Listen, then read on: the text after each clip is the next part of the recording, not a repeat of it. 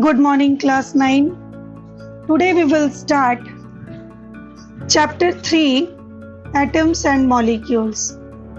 In this chapter, we will learn about atoms and molecules in detail, laws of chemical combination, molar mass, etc.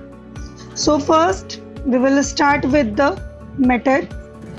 Children, you know that anything around us having mass and occupies space are called matter, like sand, rocks, sugar, salt, diamond, graphite, copper, gold, silver, iron, minerals, food, fabrics. They all are different kinds of matter. In Hindi, matter is called Padarth. An Indian philosopher at first proposed that matter is made up of very small particles. These small particles are called Parmanus by Maharshi Kanad. Then after, John Dalton called these particles by the name of atoms. Another Indian philosopher whose name was Pakudha Katyayama further proposed that particles of matter exist in combined form, not in single. This combined form of atom is now called molecules. Thus, from these discussion, we know now all matter is made up of small particles called atoms or molecules. Different kind of atoms and molecules have different properties.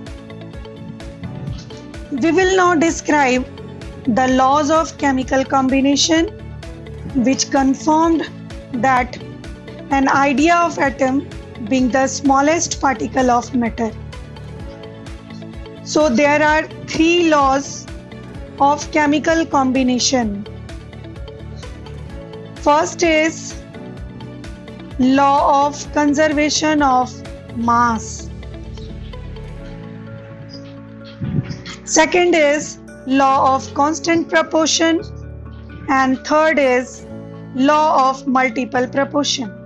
He is the father of modern chemistry, Antony L. Lavoisier. Antony Laurent de Lavoisier was born on 1743 on 26th August.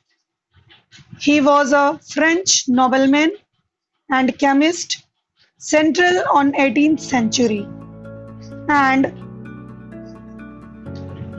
there are important role in the chemical revolution and large influence on the history of chemistry and biology both.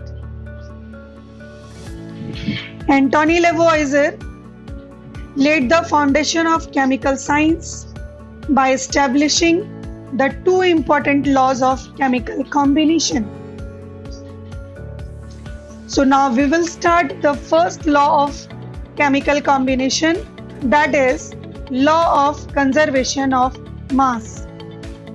The law of conservation of mass was given by Antony Lavoisier in 1774. He said that mass can neither be created nor be destroyed in a chemical reaction. This means during a chemical reaction, the sum of masses of reactants and products remain unchanged. Now, in this chemical reaction, in CaCO3, when we heated, we get calcium oxide plus carbon dioxide. If we heat 100 gram of calcium oxide, we get 56 gram of calcium oxide and 44 gram of carbon dioxide. In this experiment, the reactant is calcium carbonate and product is calcium oxide and carbon dioxide. Children, here see that the mass of reactant is 100 gram mass of product is 56 plus 44, that will be 100 gram. So from this we observe that mass of reactant and mass of product be same. This shows that law of conservation of mass during a chemical reaction. This law of conservation of mass we can also verify by using an activity. For this we will take some sodium sulfate solution in a conical flask and barium chloride solution in an ignition tube, that is a tube, test tube like. Hang this test tube in a flask by using thread. Hang the ignition tube in the flask by thread and put a cork on their mouth of the flask. Find the mass of flask on a balance.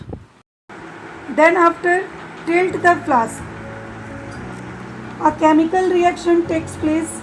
As a result, we get the product sodium chloride and barium sulfate. Then find again the mass of flask.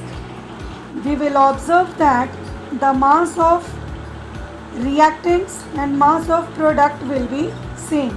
You can see here the mass when we measured the mass of this conical flask before the reaction, it is given 300.23 gram, and after the reaction when it react together and form the product, again we will measure the mass of this flask and we get 300.23 gram.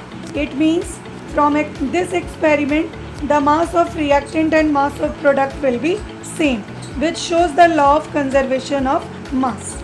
So from this discussion we understood the law of conservation of mass. Next day we will discuss the law of constant proportion. Thank you.